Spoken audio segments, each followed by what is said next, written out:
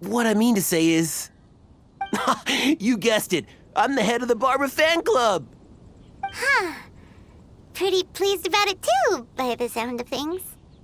I carry the hopes and expectations of every member of the fan club on my shoulders. At this special time of year, I pledge to send our blessings to Barbara Sama herself. Of course, as a level-headed adult, I would never want to cause her any disturbance. I'm just waiting for my time slot with the bard so I can explain the plan. Take all the flowers picked by our members and turn them into a huge giant flower statue. Then, to give her a huge surprise, place it outside the rear entrance of the church. As for the love poem, we don't need any help. We're planning to do it on our own and hang it on the statue itself. So, this giant statue... will be about 2 stories high. But it's all in good faith, don't you see? When Barbara Sama catches sight of it, she'll feel the burning flames of our everlasting love. So, what do you think?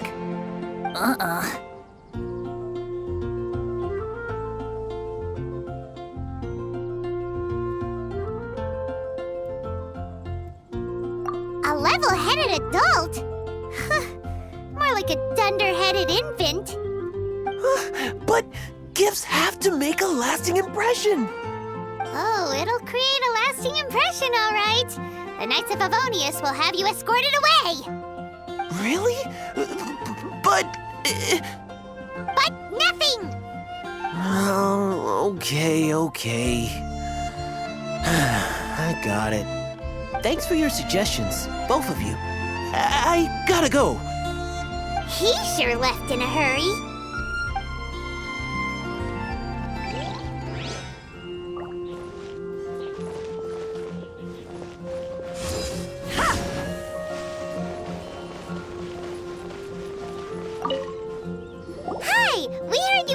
You wanted to discuss with the bard. We're his assistants. You can talk to us instead.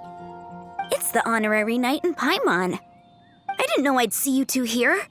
Well then, I won't stand on ceremony. I want to offer some flowers to the acting Grand Master of the Knights of Favonius, Jean. I guess you must be quite close to Master Jean? She's an incredibly upright and diligent woman, talented and always gets the job done. Honest, kind, gentle, not to mention...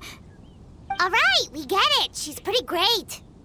Sorry, once I get talking about Master Jean, I get a bit excited.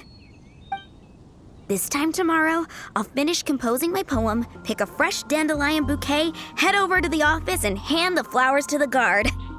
It's just the bouquet and the poem... I don't know. Best not sign them after all. Wait a second. It's only normal to sign them. Why does that bother you so much? Knowing Master Jean's conscientious nature, I'm afraid she'll send a gift in return if she sees my name. She's so busy, I wouldn't want my gift to create more work for her. If I can get this bouquet on her desk, that's enough for me. But then, won't an untraceable bouquet create suspicion? Oh, what should I do?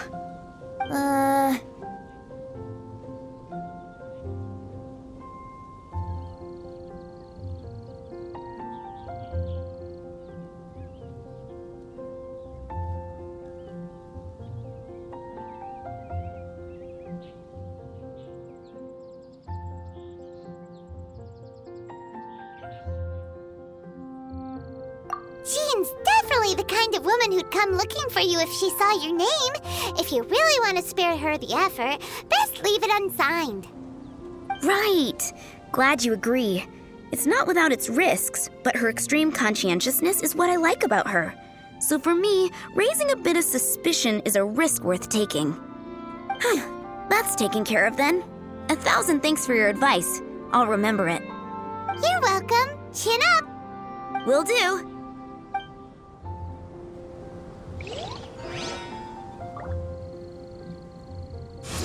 Back at ya!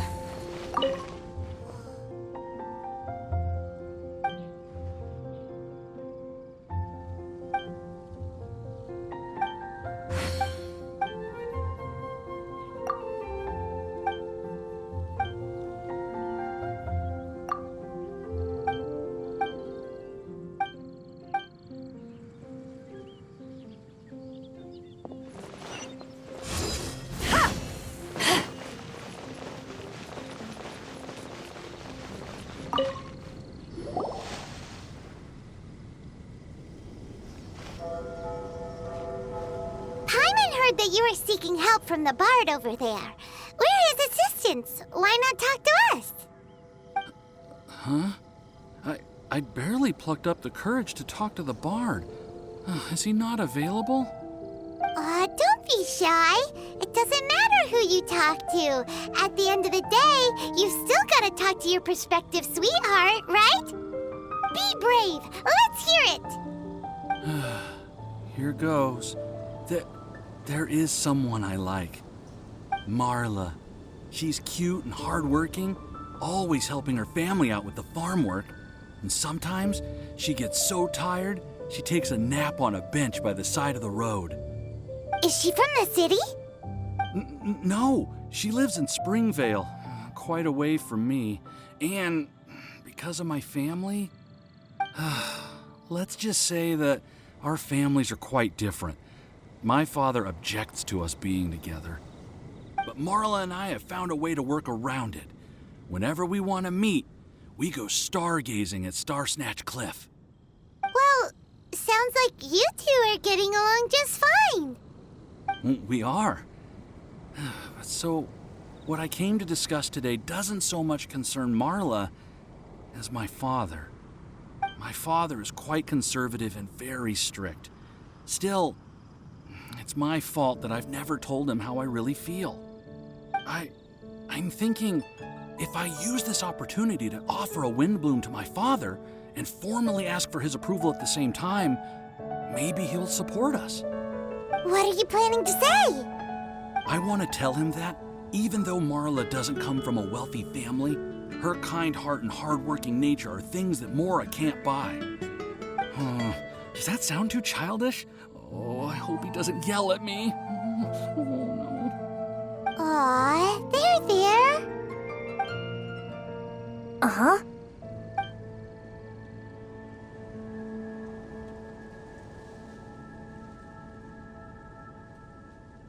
Yeah, tell him what's in your heart. Use the love between you and Marla to move him. Shouldn't it be something to celebrate? I see. Understood. Thank you. Another thing, didn't you say you were going to give flowers to your father? What about Marla? Don't you want to give her something? Oh, now that you mention it, I wanted the bard to teach me how to compose a love poem. Of course, and I'll give her some flowers, too. Yeah, I'll pick some later. Thank you for your help.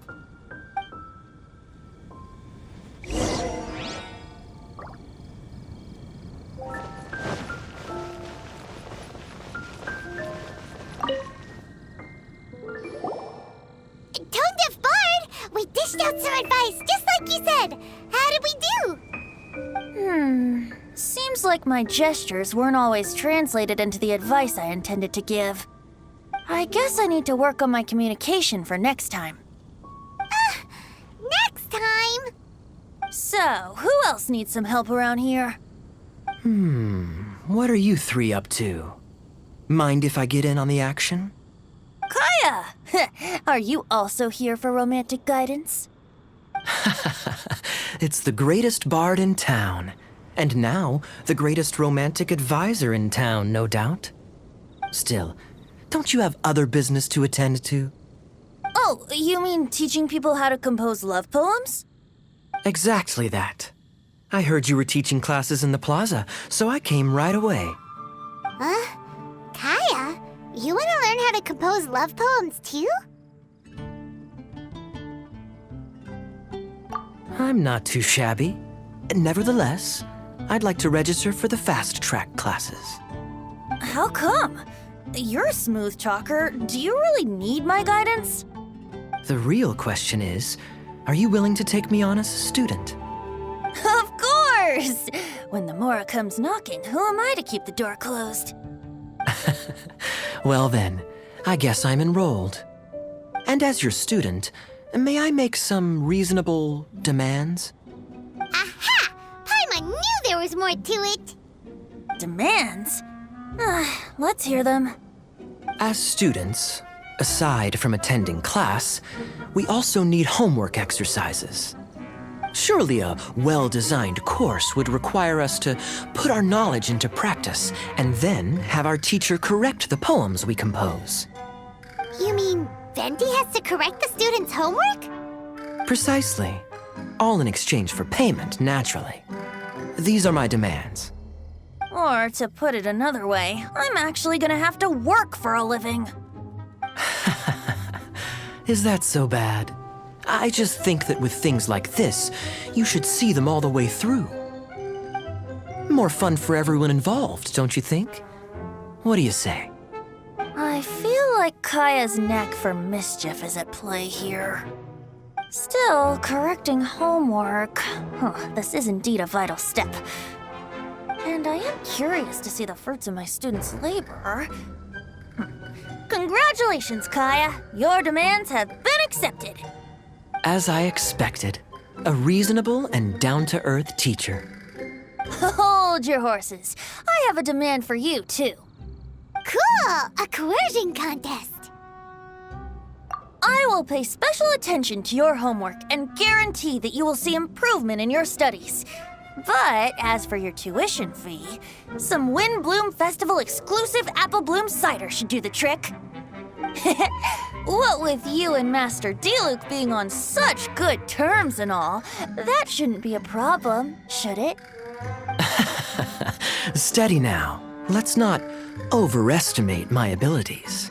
Still, one bottle of the good stuff in exchange for your guidance.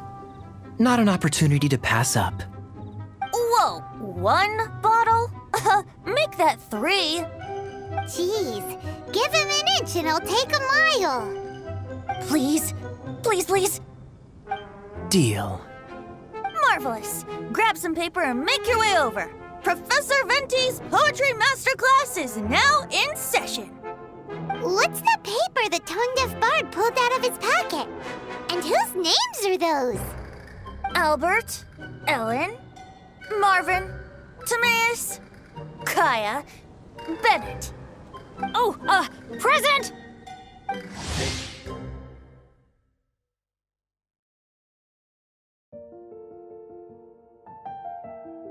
Wow, Bennett's really fired up for this.